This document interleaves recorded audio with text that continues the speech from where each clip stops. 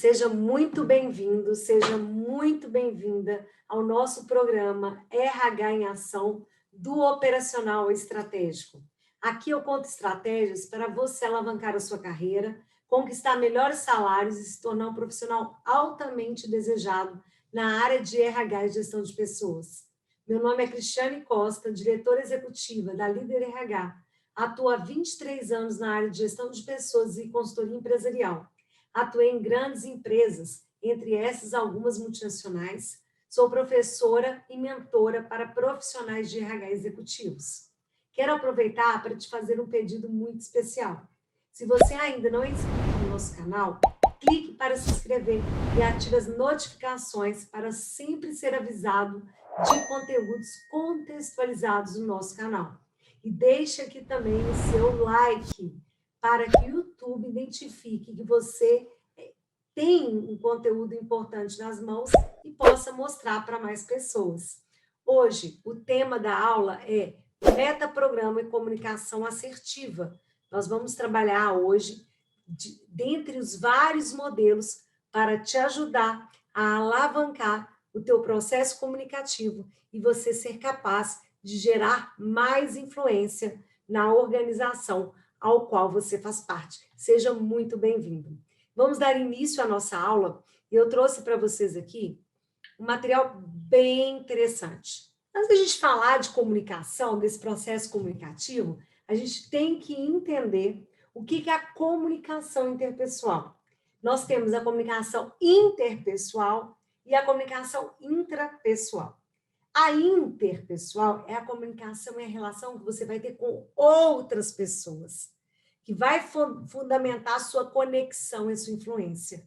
E a comunicação intrapessoal é a comunicação que você tem com você mesmo, também conhecido muito como diálogo interno. Então, nós vamos fazer a tratativa do processo, desde do processo comunicativo de base, do relacionamento com as pessoas, como você usa o metaprograma para identificar esse biofeedback na estrutura do sujeito e como você pode utilizar esse processo comunicativo para você gerar maior influência. Então, comunicação interpessoal é uma comunicação que você faz com outras pessoas. E aí, nós temos algumas premissas básicas que fundamentam qualquer processo de habilidade de comunicação eficaz. Então, o primeiro ponto que vai fomentar isso, a gente trabalha que o significado da comunicação é o resultado que ela produz. Aristóteles dizia isso, ou seja, se você no seu processo de comunicação tem um resultado positivo, então você conseguiu, você atingiu o teu objetivo, então foi positivo. Se dentro do teu processo de comunicação você não teve o resultado desejado, é porque teve ruídos ou situações que atrapalharam esse processo comunicativo que você tem que entender para que você consiga ter um resultado positivo. Um outro segundo ponto é explicar é diferente de entender, assim como ensinar é diferente de aprender. Já dizia o mestre da programação neurolinguística, Gilson Pacheco. Então, se explicar é diferente de entender, eu tenho que analisar e ter muito cuidado com a forma com que eu comunico. Será que a pessoa está entendendo exatamente aquilo que eu desejo dela? Então, eu tenho que fazer um check, uma checagem para verificar e averiguar se o meu processo de comunicação ele aconteceu de forma assertiva ou não. Terceiro, as pessoas mais flexíveis, gente, guarda bem isso. Pessoas mais flexíveis têm maior probabilidade de obter resultados que desejam. Por que isso, Cris? E o que isso tem a ver com o processo de comunicação eficaz? Porque as pessoas flexíveis, quando elas percebem que o processo de comunicação dela está indevido e que ela não está tendo o resultado que ela precisa e que ela de fato necessita, ela modifica a forma de falar, a forma de fazer. Com isto, ela pode ter um resultado diferente. Ou seja, nós temos que mapear como o meu processo comunicativo está influenciando o meu resultado. Às vezes a gente comunica e acha que o outro não entendeu, aliás, acha que o outro entendeu e a tratativa que ele faz é totalmente diferente daquilo que eu tinha solicitado. Então, essa análise é fundamental. Quanto mais flexibilidade no processo, melhor é a comunicação eficaz, melhor será o resultado. Quarto, eu adoro essa frase. As pessoas, e esse pressuposto, né? Muitos desses pressupostos vêm da programação neurolinguística. Então, as pessoas, elas possuem todos os recursos necessários para promover qualquer mudança desejada. Ou seja, nós já temos todos os recursos desejados dentro da gente. Temos que confiar na própria competência de execução. Quinto, os seres humanos comunicam sempre, sempre em dois níveis, no nível consciente e no nível inconsciente. Então, a gente tem que ter um campo perceptivo, que a gente chama de acuidade de percepção, que já está na sexta aqui, para averiguar se o meu processo da linguagem não verbal, da comunicação está positivo ou não. As pessoas se comportam, então, a partir da sua percepção de mundo, e não no mundo em si. Na programação linguística, a gente trabalha muito o mapa não é o território. Ou seja, para cada pessoa, o mundo é diferente, porque a percepção que aquela pessoa tem do mundo é única e exclusiva dela, de acordo com a história de vida, com as percepções e análises dela. Então, a análise sua nem sempre será a análise do outro. Então, não acredite que no processo de comunicação eficaz as coisas são óbvias, porque não é óbvio. E aí, por você achar que algo que você comunica é simples ou simplório, para o outro pode ser complexo. Então, a checagem ela é sempre necessária. Nós temos aqui, então, no processo de comunicação, a gente chama isso de chaves de comunicador. Para entender essa análise do processo de comunicação, primeiro, a gente tem que saber a resposta que se quer obter. Antes de fazer qualquer análise do processo de comunicação, nós temos que entender os objetivos. Eu tenho uma resposta daquilo que eu quero obter de resultado? Eu tenho um objetivo claro e definido? 2, reconhecer o que está conseguindo. Aí que a gente tem a acuidade perceptiva. Será que eu estou no caminho certo? Estou conseguindo colher nas etapas que eu promovi para este objetivo? Eu já estou conseguindo colher os frutos? Eu consigo ter essa análise? E aí, se eu não estou colhendo os frutos de acordo com o que eu desejava, de acordo com a minha trajetória, eu tenho que variar o comportamento, que é o terceiro, até obter o que se quer. Aí a gente chama de flexibilidade. A confiança, então, gente, na competência, fundamenta, obviamente, o pressuposto que diz que cada pessoa possui todos os recursos necessários para promover qualquer mudança que quiser.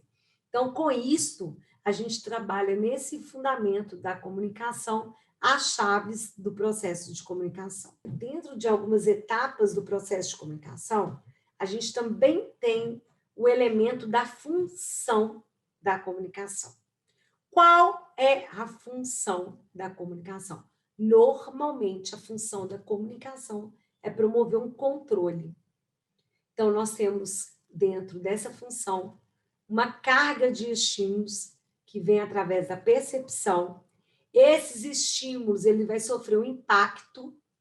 Esse impacto em você vai sofrer uma avaliação e essa avaliação vai te dar uma resposta. Como, Cris, a função da comunicação é de controle? Como que isso acontece no âmbito controle? Como acontece o estímulo no âmbito controle? Por exemplo, você vai ao toalete, ao banheiro, e ali tem 2 placas. Se você é do sexo feminino, lá tem um desenho de uma menininha com saia, de uma moça, de uma dama, e no outro tem um homem, um rapaz, enfim, hoje é um pouco diversificado esses desenhos, mas claramente um banheiro é feminino, o outro banheiro é para pessoas do sexo masculino. Então, como é que isso impacta? Eu cheguei ao banheiro, estava extremamente apertada. E aí, isso é o meu estímulo. Eu vi duas portas do banheiro. A do banheiro masculino estava vazio e a do banheiro feminino estava trancada. Como eu sou e me identifico com o sexo feminino, mesmo o banheiro masculino estando aberto, eu aguardo a minha vez. Então, se eu estou muito apertada, banheiro é banheiro, por que eu não entro no outro banheiro? Porque aquela placa está causando em mim um estímulo, que está causando em mim um impacto avaliativo do meu comportamento, e aí eu vou ter uma resposta de aguardar, tá? Quando eu entendo esse processo, esse controle pode ser modificado. Mas, normalmente, as pessoas se enquadram neste processo de controle. Então, analisando ainda mais o impacto do processo comunicativo, a gente sempre valida que a comunicação é o resultado que ela produz. Então, eu tenho 3 grandes esferas aí: postura corporal, palavra e voz. 32% sobre o impacto do processo comunicativo no outro se dá pela voz. 7% pela palavra, ou seja, a forma como eu expresso. Tem impacto? Tem, mas é 7%. E 61%, então, é por expressão corporal. E isso modificou todo o processo de comunicação, até nas redes sociais, até no programa jornalístico. Antigamente talvez muitos de vocês estão vendo esse vídeo não vai saber, mas antigamente o jornalismo brasileiro era colocado 2 âncoras sentados um do outro, né, 2 profissionais, e esse profissional ficava sentado o tempo todo noticiando os acontecimentos. Só 7% de impacto. O que eu fiz? Eu modifico, então eu coloquei os jornalistas para apresentar o jornal em pé, para andar de um cenário para o outro. Então, a gente vê claramente em alguns grandes jornais, a pessoa apresenta de um lado, depois vai apresentar o tempo de outro, vai falar, vai fazer as interações com o telespectador, enfim, modificou-se tudo, trabalhando expressão corporal, trabalhando a voz e trabalhando as palavras, porque o impacto no outro seja muito mais forte e presente. Aqui tem só uma brincadeira para vocês entenderem que nada é óbvio. O que é óbvio para um não é para outro. Então, o pinguim estava nadando, o outro falou nada. Que foi? Nada. Nada. E foi engolido aí pela baleia, né? Então, ou seja, nada. Como assim nada, né? Então, ou seja, para ele o que era óbvio, para o outro não era óbvio, porque ele já estava nadando. Então, não ficou claro esse processo comunicativo. Então, não houve processo comunicativo de resultado. A gente entra aqui num parâmetro bem interessante, que a gente utiliza muito na programação neurolinguística, e essa fundamentação da programação neurolinguística nos dá um suporte muito positivo no que tange a comunicação, tá? A gente chama isso aqui de rapport, metaprogramas no processo de comunicação. E aí a gente fundamenta uma análise do que é rapport. Alguém de vocês pode ter ouvido falar nessa palavra francesa, que não tem um significado, é uma tradução para o nosso significado, então aqui também é rapport, e tem gente que nunca ouviu falar. Então, rapport, gente, é uma técnica usada para criar uma sintonia, empatia com outra pessoa. É uma técnica. Obviamente, isso também pode acontecer de forma natural, mas ela também pode ser provocada. Ocorre também quando existe um relacionamento agradável e uma sincronia entre as pessoas. A gente fala quando as pessoas estão em sintonia, que elas estão num processo de rapport. Os componentes aí comportamentais são a atenção, a positividade e a coordenação. Então, a gente analisa muito no biotipo, na fisiologia da pessoa, quando ela está em processo de rapport. Então, trazendo também para um outro contexto, né? Rapport é um processo, então, que se manifesta pelo reconhecimento e a aceitação do outro, acompanhados pelo desejo de comunicar com ele valores. E aí fundamenta-se o processo de rapport. Quando a gente analisa essa figura aí, a gente analisa assim, esses dois aí estão em processo de rapport? Totalmente.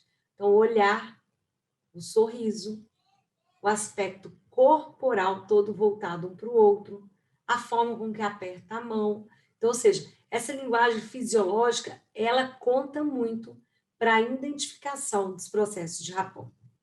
Isso impacta, gente, na comunicação, uma quantidade.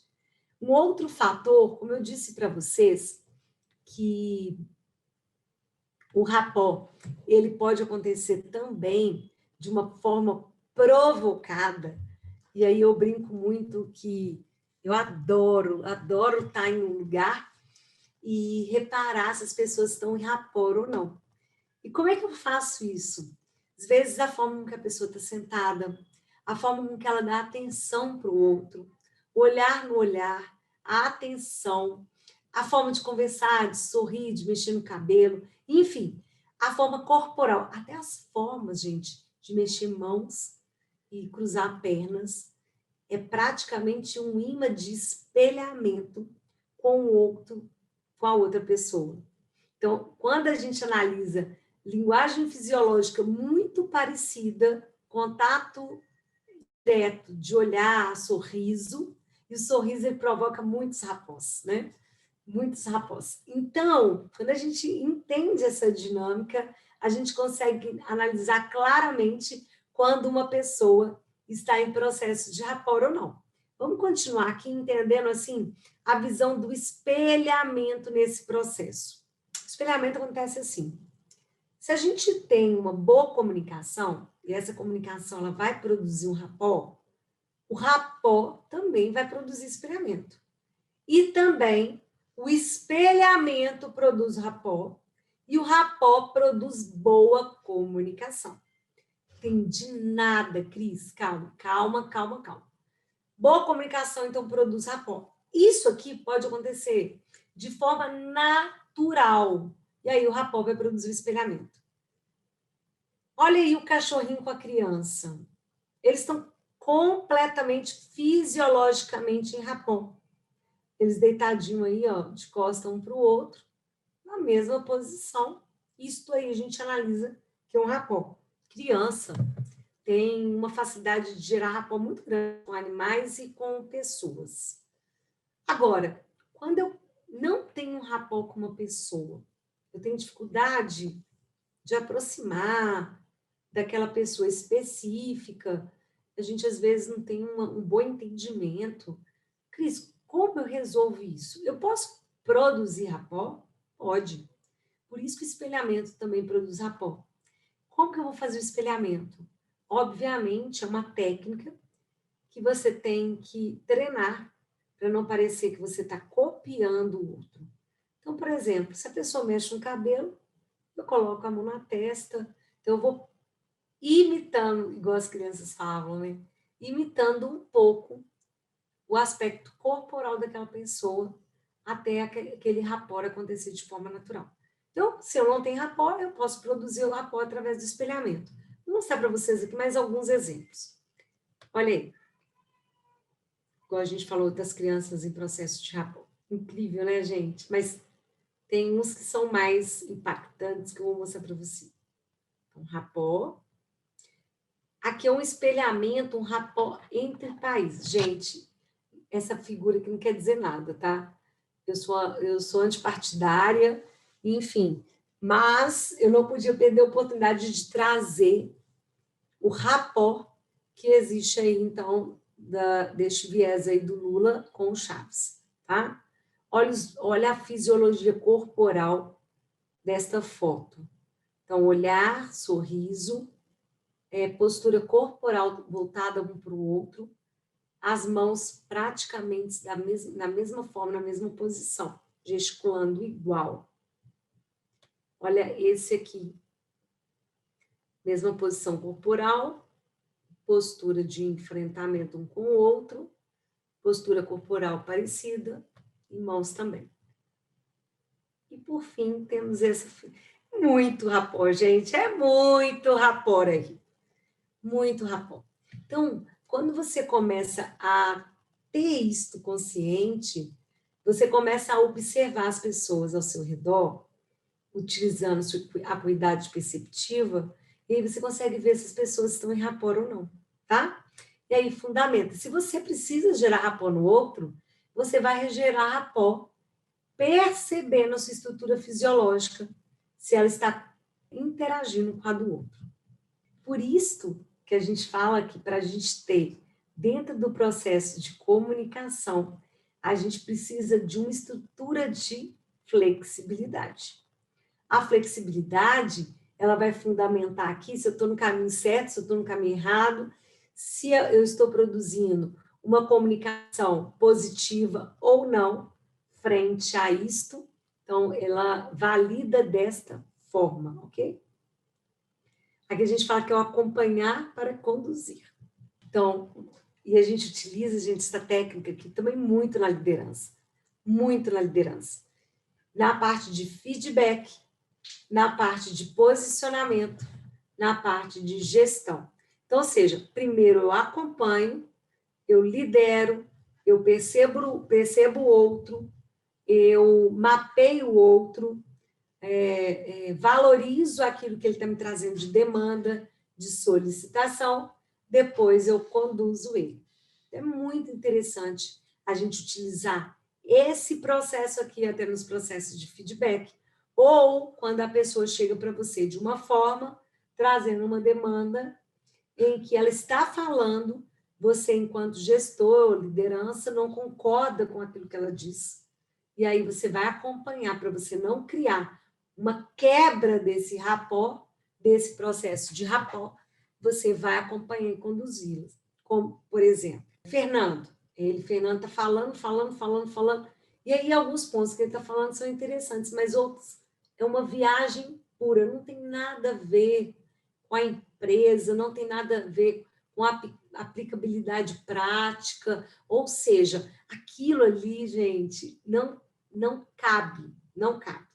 E aí, dependendo da minha comunicação enquanto liderança, eu posso criar um embate naquele processo, posso quebrar o rapport, e aí eu posso gerar um desconforto através da comunicação. Quando eu aprendo que eu tenho que ter, acompanhar e conduzir e flexibilidade nesse processo, como eu ajo aqui? Fernando, você está disposto a ouvir uma opinião diferente da sua? Ou, Fernando, muito interessante isso que você pontuou. Você gostaria de ouvir uma opinião diferente da sua? Aí, normalmente, as pessoas falam que é óbvio. Quando a gente fala que é importante e se ele gostaria, ou seja, já estou falando que a minha opinião é diferente da dele, mas eu não estou falando com uma visão de poder. O ser humano, ele discute muito, ele disputa muito posições de poder.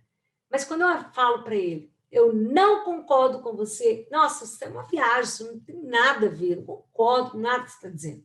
Eu crio essa posição interna de embate. Então, assim, desconforto. Mas quando eu falo com ele, é interessante que você está pontuando. Mas você quer ouvir outra opinião diferente? E aí, se ele quer ouvir, ele vai abrir. E aí você vai expressar sua opinião corretamente para essa pessoa. Isto é muito importante para ninguém ter distorções do processo comunicativo em o que eu vejo, o que eu percebo, o que eu comunico e o que o outro está entendendo. Eu tenho que fazer a checagem, principalmente se eu sou o emissor, se eu sou responsável por esse processo de comunicação, se eu quero o resultado desse processo de comunicação, entender e fazer a checagem se o meu processo foi positivo, se o meu processo está coerente, se gerou resultado. Então, a gente trabalha muito aqui com os metaprogramas. Gente, metaprograma é da programação neurolinguística e nós temos, assim, mais de 53, muito metaprograma mapeado. Então, eu trouxe só alguns aqui para vocês entenderem, alguns que são importantes, para a gente entender que comunicação é muito maior do que se imagina. O processo da gestão consciente e inconsciente do processo de comunicação, ele vai validar em outras estruturas. Então, o metaprograma, ele trabalha muito nesse viés. O que é metaprograma, gente? São processos mentais que se organizam os comportamentos das pessoas, gerando características, estilos, que vai determinar esse comportamento, vai determinar essa direção. Então, nós temos vários, tá? Ajuda, então, a descrever a estrutura da experiência subjetiva do ser humano. Vou explicar para vocês de uma forma mais precisa aqui, para vocês entenderem. A utilidade aí de qualquer metaprograma depende da tarefa que a pessoa quer realizar. Então, voltando, fazendo um overview aqui. São processos mentais que organizam os comportamentos das pessoas, gerando característica e estilo. Então, para cada pessoa, ela vai ter uma característica e estilo diferente. Ajuda a descrever a estrutura subjetiva do ser humano. E a utilidade do metaprograma vai depender da tarefa que a pessoa irá realizar. Nós temos um metaprograma aqui, que a gente chama ele de sistema de representação. Então, nós temos 3 tipos de sistema de representação. Nós temos os visuais, nós temos os auditivos, nós temos os sinestésicos. Os visuais, eles percebem o mundo muito pelo olhar, pelo visual. Ele precisa ver para crer, ele precisa enxergar o mundo para entender. E aí, no programa, no processo da programação linguística dele, ele fala muito desse viés de percepção do mundo. Veja isto, olhe isso, você percebeu isso? A pessoa normalmente visual, ela está sempre com um lápis, uma caneta na mão, escrevendo quando está se falando, ou ela está fazendo aquele processamento que você está falando para ela, de forma visual. Então, ela adora o PowerPoint, um Canvas, estruturas gráficas, para entender o processo de aprendizagem. Então, ela vai falar muito isso na linguística. Então, fica fácil também de você entender quem tem esse metaprograma.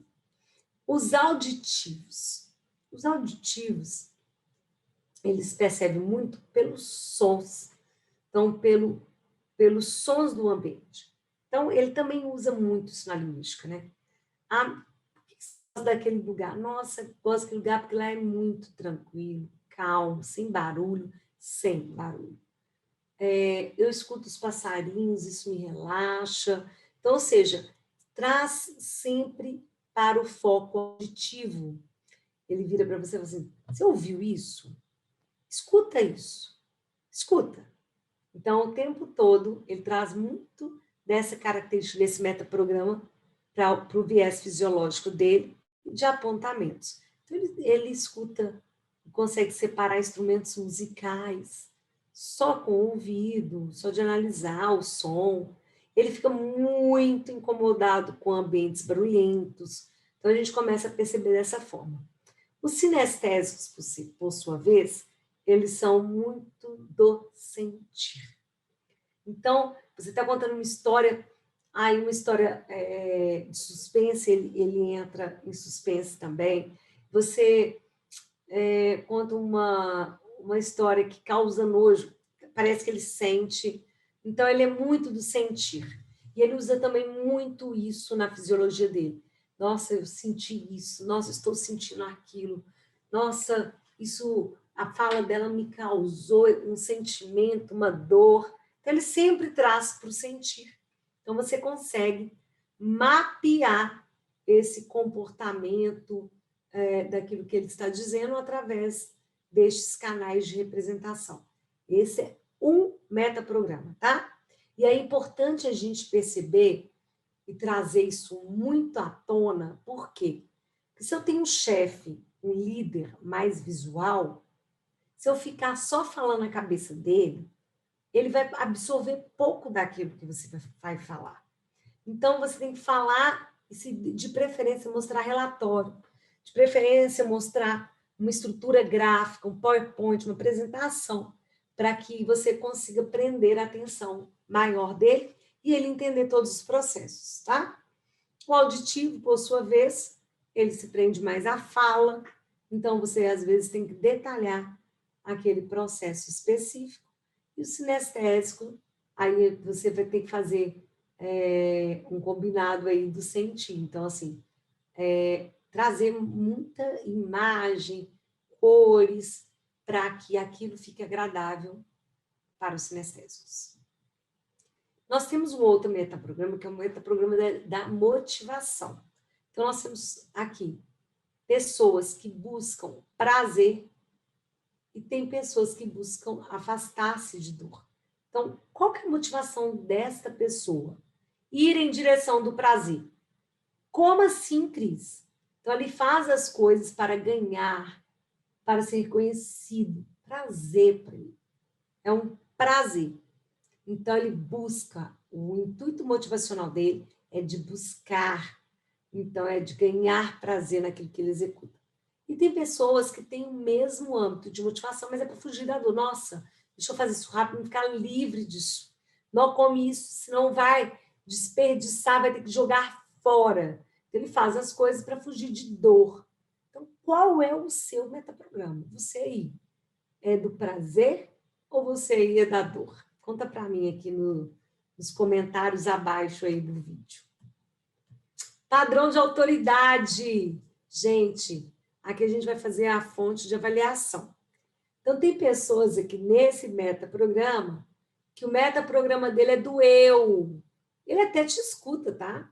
Mas a decisão é ele quem vai tomar. Então, ele faz uma avaliação interna e usa a sua própria decisão, opinião, para decidir. Não quer dizer que quem tem um padrão de autoridade do eu não escute as pessoas. Pode até escutar e usar, perceber aquela avaliação no que tange aquilo que ele está analisando, mas o processo decisório é dele. E tem padrões de autoridade que são os outros, ou seja, a avaliação externa é muito importante para ele. Então, prefere decidir pela opinião dos outros. Então, nós temos dois dentro desse metaprograma de autoridade, as pessoas que têm a opinião do eu e as opiniões dos outros, que decidem dependendo da análise das outras pessoas. Nós temos um outro metaprograma aqui, que a gente trabalha relação entre coisas. Aí você fala para mim o que você vê aqui nessa figura. Qual relação que você vê? Conta aí para mim. E também, que a gente chama isso de pessoas que têm o metaprograma de combinadores, que combinam as coisas por semelhança. Ah, estou vendo triângulos. Ah, estou vendo uma sequência de 10, 20, 30. Ou contrastadores, comparam por diferenças. Ah, os triângulos são de cores diferentes e ora está um para cima, ora está para baixo. Então, nós temos esses dois tipos também de metaprograma. Temos também aqueles que fazem direção do processo, que foca nas pessoas e relações, que a gente fala assim, é um metaprograma de relacionamento. E temos também o metaprograma de resultado, ou seja, foco na tarefa e nos objetivos. Então, qual que é a diferença do processo? Relacionamento e resultado. Você aí é mais focado em relacionamento ou você tem um foco maior em resultado? Aí a gente traz aqui tudo isso que vocês viram, nós precisamos de fazer o espelhamento, da gente fazer a análise do processo comunicativo, da gente fazer a checagem, da gente entender alguns dos metaprogramas que as pessoas têm, mas a gente precisa muito, muito, muito, muito da percepção. Mas é muito da percepção. A percepção ela vai fundamentar esse processo de comunicação. É a percepção que dá o tom, gente. é a percepção de mundo. E aí você tem que fazer uma análise aqui muito importante. Será que eu estou percebendo, que eu vou perceber baseado no meu mundo interno, nas minhas histórias de vidas, nos meus valores, nas minhas vivências, então, nos meus metaprogramas desenvolvidos. Então, como eu me percebo? Por isso que o autoconhecimento ele é muito, muito importante. O que é percepção? Por que ela é importante? Por que eu preciso desenvolver mais as percepções? Porque eu preciso ter esse olhar mais treinado para o outro. Então, vamos falar um pouquinho de percepção. Percepção aqui é a interpretação que fazemos da realidade através das informações obtidas pelos sentidos, nos quais se baseiam os nossos comportamentos. Então, temos como principais elementos pessoal, a observação e a vivência. Então, percepção é a interpretação que fazemos da realidade através das informações obtidas. Então, começa a analisar que às vezes o que você percebe nem sempre é o correto. Que é uma leitura que você está fazendo deste cenário. Será que sua percepção está correta? Será que sua percepção é aguçada ou não? Então, é importante a gente saber o que é percepção, porque isso aí vai fazer várias inferências aí no nosso contexto de vida. Então, a percepção é uma percepção que requer envolvimento. E lembre-se, gente, se a percepção depende muito da minha estrutura, da minha vivência, vai sempre ter mais de uma visão da mesma situação. Por exemplo, eu tenho essa rolha aí, e ela está num campo, coloco luz nela. Em determinada parede, ela vai parecer um círculo. Na outra determinada parede, ela pode parecer um quadrado. Então, vai depender do ângulo que eu estou enxergando, e aí eu posso jurar, dando certeza absoluta, dependendo do ângulo que eu estou vendo apenas um círculo. Dependendo do ângulo, eu só vejo o quadrado. E dependendo do ângulo ao qual eu estou inserida, eu consigo ver tanto o quadrado quanto o círculo. Ou seja, ambos estão certos. Quem vê o círculo, quem vê o quadrado e quem vê os dois. Então, eu tenho que entender, por isso que a comunicação ela é fundamental. Qual é a história de vida? Como você percebeu? Qual a percepção do outro? Eu tenho que equalizar as histórias. Eu não posso, de maneira nenhuma, fazer inferências pela visão, pela primeira percepção, pelas primeiras histórias que muitos nos trazem. Justamente porque vai depender de qual posição perceptiva eu estou desse processo. Aí que a gente entra no processo de comunicação assertiva. Eu adoro a comunicação assertiva porque é uma outra forma de se olhar para o processo de comunicação e para pessoas. Vamos falar o que é assertividade aí. Primeiro, quando a gente fala assim, nossa, você teve uma comunicação assertiva. O que é essa comunicação assertiva?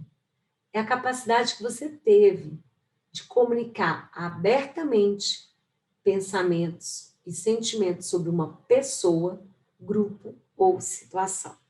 Então, quando você consegue se comunicar de forma clara, tanto para as pessoas quanto para um grupo específico e para a situação que você está envolvida, você tem assertividade.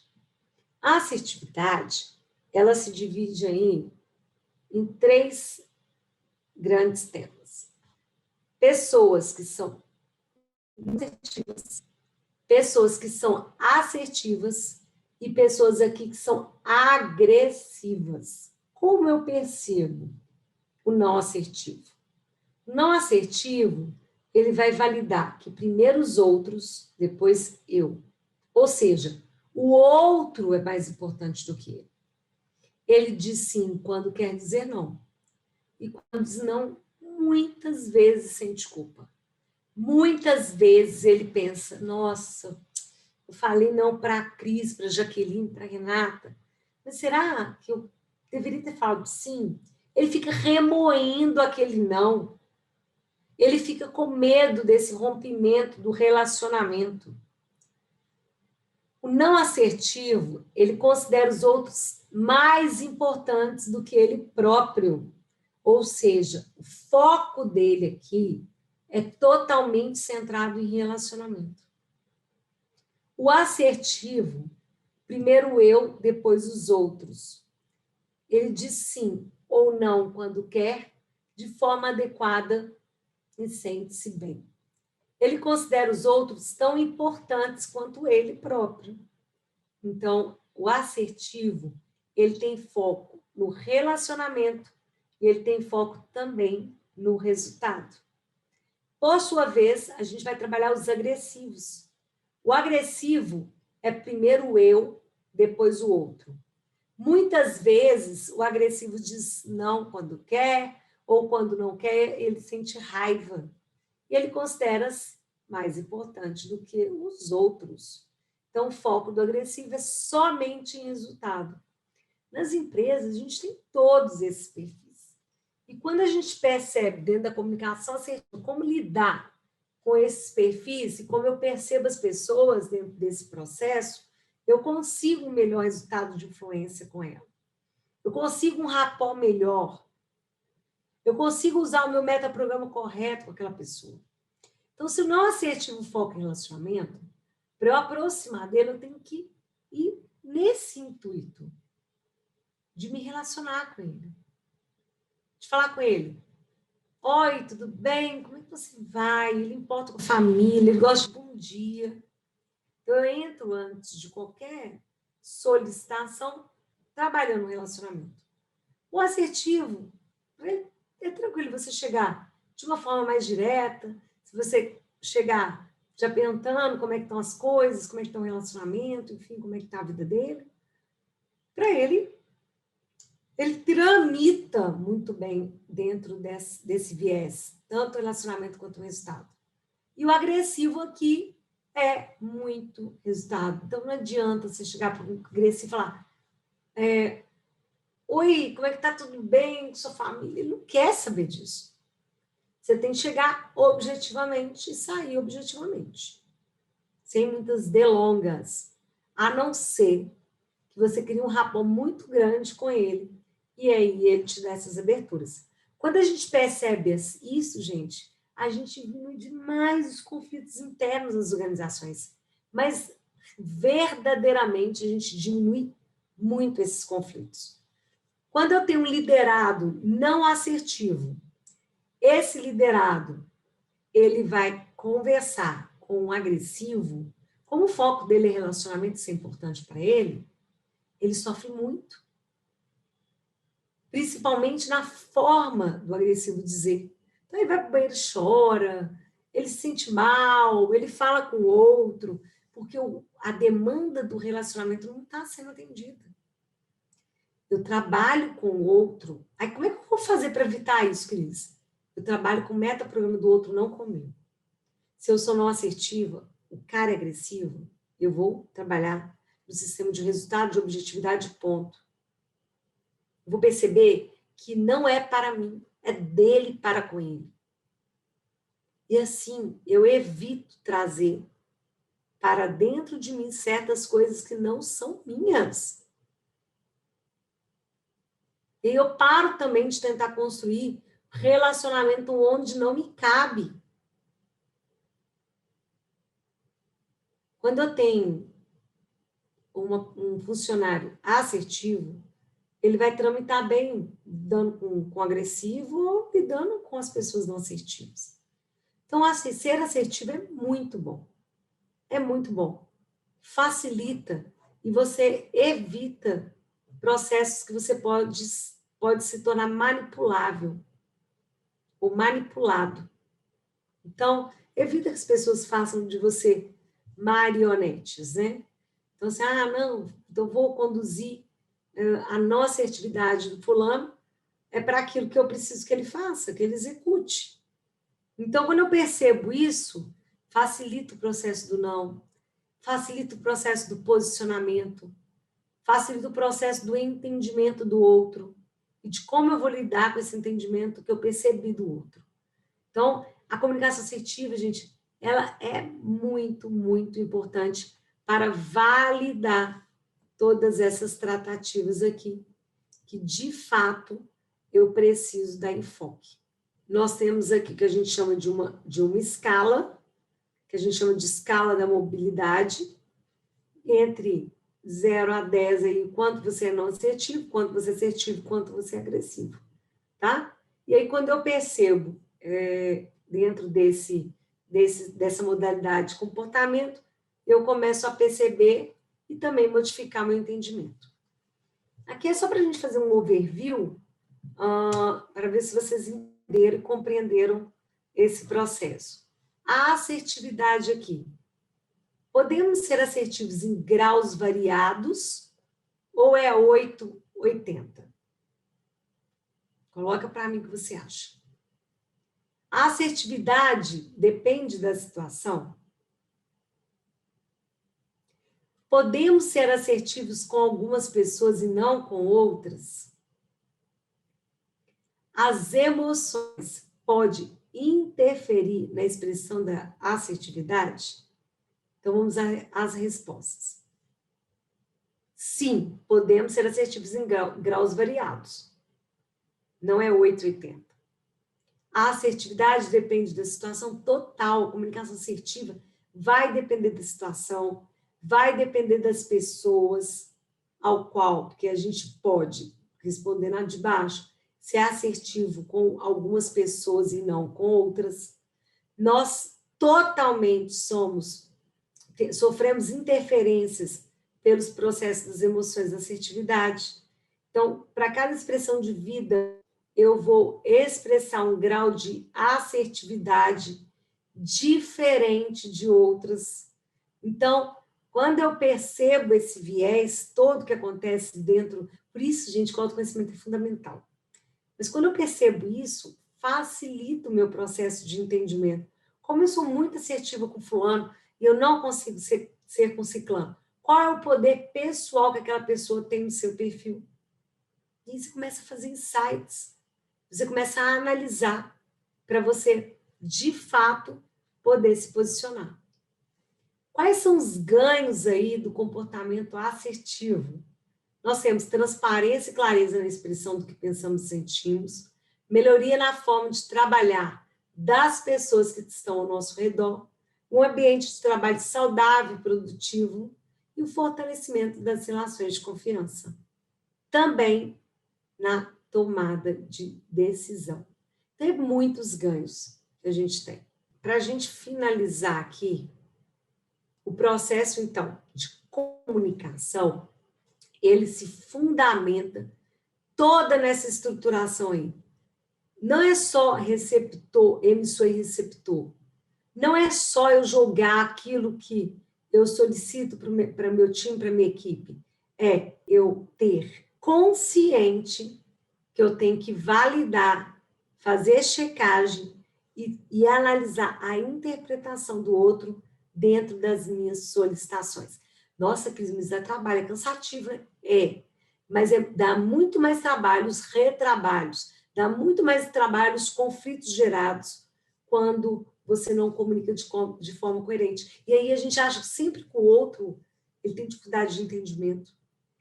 Eu pedi, expliquei, falou que entendeu, mas fez tudo errado. Mas é porque, será que ele entendeu da forma dele? Você tem que fazer checado se ele está entendendo da forma que você gostaria que ele entendesse. Para você fazer a flexibilidade aí do processo de mudança de comunicação. Bom, é isto. Mais uma vez, muito obrigada. Quero que você curta esse vídeo, compartilhe esse vídeo, para que esse vídeo chegue a muitas outras pessoas. E estamos aí trazendo um conteúdo de relevância e de referência de mercado para vocês. Obrigada e tudo de bom.